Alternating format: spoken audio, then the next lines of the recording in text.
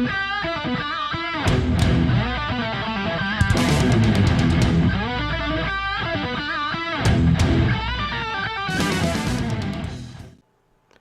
guys, welcome back to the Alpha Strike. This is Eric with Erx's X Teams. So today we're going to dive right in and get our feet wet with an Atlantis theme team. This team is 400 points and it's super awesome. So let's go ahead and talk about who's on the team. So we have chosen the 110 point Namor from the Civil War OP set. This is the grand prize. Isn't he fabulous looking? Next up we have the Aquaman, who is at 100 points from the recent OP kits that WizKids have generously provided everyone. Then we have Namorita here from the Civil War OP set at 60 points. Super good figure. Next up we have Lamaris, the amazing mermaid from Superman and Wonder Woman.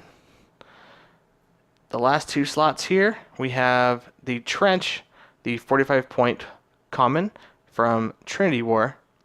And then we have a 40 point Atlantean from the Gravity Feed from Trinity War. Remember those guys? Remember Gravity Feeds? How cool they were? That's where he's from. Alright. Moving on. Let's go ahead and talk about what they do for the team. So, first up we have Namor here.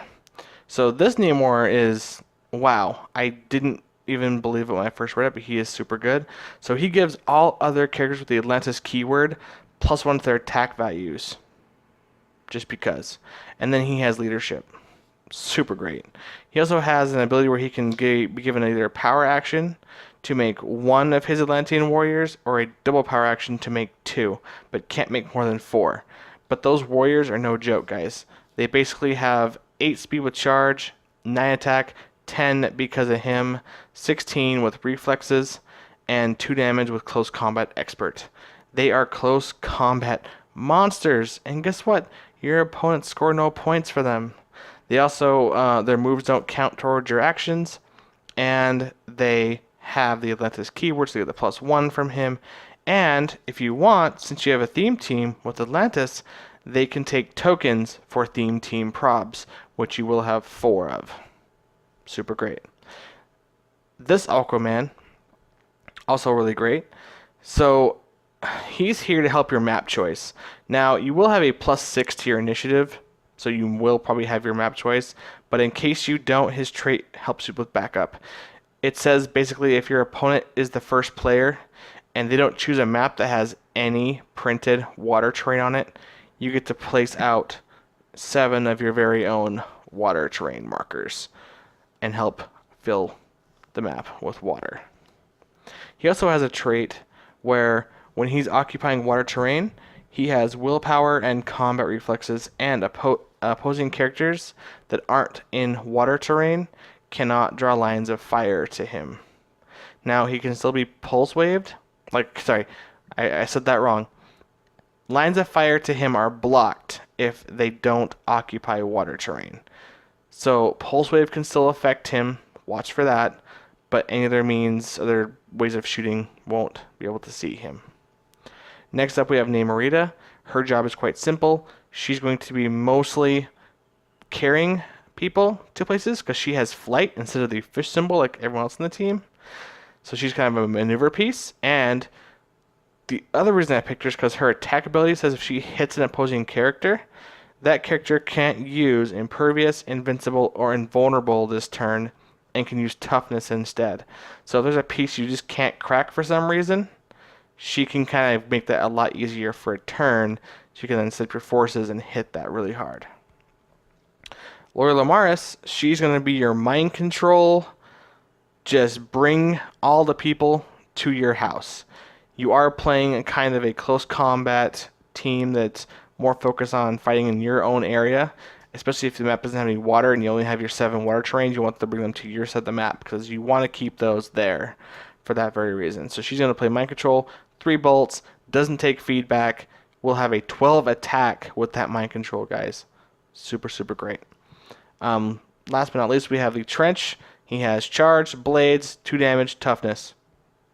Super good. Also, speed power says if he occupies water terrain while in it when he starts his move, he can use hypersonic. So he'll have 11 attack hypersonic with 2 damage.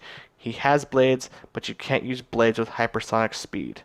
So if you're close enough, you might as well just use charge to get that super damage, because 11 with 2 blades is phenomenal. And then, of course, you have the Atlantean on the end there. He's more filler, but has a deep dial for only 40 points. He has +1 to his attack, so he has 10 attack, toughness, can take a hit. And then his speed power gives him charge, and whenever he is part of an Atlantis theme team, if he hits an opposing character, he can knock them back, and the damage can't, and the knockback cannot be ignored. So by reflexes or charge. So super good. Go Atlantean. Okay, let's go up to your first turn. See how you kind of want to set up your guys here, and what you want to think about as you're making this maneuver. So, first and foremost, always roll your leadership rolls, guys. Get more actions, take off tokens. You have 2 figures who are great leaders who can just do that. 110 points, 100 points. They will remove tokens from anyone, and he can take them off of him as well, and his warriors. Speaking of his warriors, always first turn. This seems like a smart idea. Double power action. Make 2 of those super special warriors. Okay? No reason not to. It's double power action. He has willpower. Does not take pushing damage. Feel free to sidestep him up if you wish to, or keep him back. Whatever one you feel safer with. And just whenever you can, guys, make more dudes. You can move them into position, get them up there. You know, they can charge in water. They are totally okay with that. Those don't count towards your action pool. They still get tokens, so keep that in mind. Next up, you have Aquaman. Get him up there, man. Super strength, 11 attack, 12 because of Namor. Let's go. 1, 2, pick up the heavy object. 3, 4, 5, 6, 7, 8, 9, 10.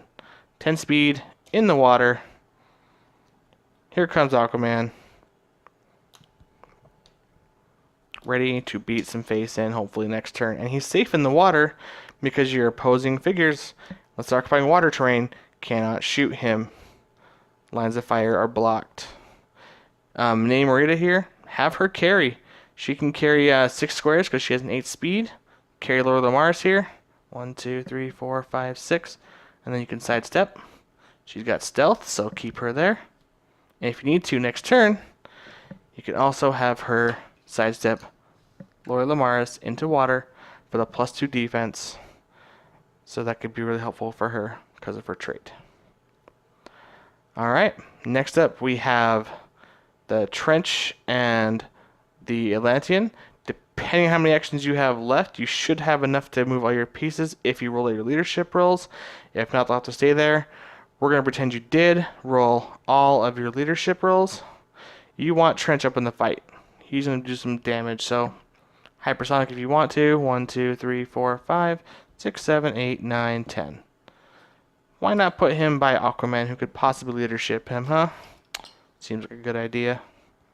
Okay. Also, get your Atlantean somewhere he could charge. Oh, those fish symbols, they love water. Okay. There you go. That's your first turn. So, let's say on your second turn, your opponent has moved up with this little squad of Batmen here. We have Batman and Nightwing as our target dummies here. They have the most annoying power in the game, which is stealth, and none of my figures see through stealth. Sorry, Lori, you are not mind controlling these fine gentlemen today. That's okay, though. We have other options. So, first and foremost, always roll your leaderships. Okay, let's say you miss here, but you hit on Aquaman. The Trench clears. How good is that? Alright. And now you have a couple different options. So, you have your warriors, who could definitely just go first. Might as well throw peons at them, right? But if you really feel lucky and could just take down a figure in one strike, why not try, right? So Batman here, 18 with toughness, great stats. Aquaman's got 12 attack with 4 damage and ultra heavy. So he can go charge, Roll your attack dice, 12 on 18. You need a 6 to hit. If you hit it, cool. If you miss, gift trench token. Theme team prob that. You can hit a 6. Bam. Hit it. That's 7 damage to Batman. Takes it like a chump. And he goes right down. See that, guys? In turn 2, if your opponent came up far enough, you can kill a figure. If they don't, they're probably going to creep and try and stay away from your close combat. They're going to see it. So you have to play a little smarter and keep your figures in a way where they're safe. But you can be aggressive. You have the mobility. You have the water at your advantage. If you're on this map, there are tons of other maps. Like, you could play in Atlantis. You could play in the Pacific Ocean. You know, some people don't have all the maps in the world, so use what you got. So aside from that, guys, that is the team. You will, of course, in your turn, clear Namor, and and then the next consistent turn, repower action him again to pop out more warriors, because these will be literally your bread and butter. They are so good. Well, guys, that has been the Atlantis theme team for Erx's X team. Please make sure to like, comment, and subscribe. Tell us how we're doing. And I'd love to hear any stories if you guys have played this team before. Like, if you take it to your local venue and play it, or play at your friend's house, I'd love to know how it did. So let us know in the comments, guys. And if you have any suggestions for sub-outs, I'd love to hear those too. So, remember, guys, strike first and strike hard.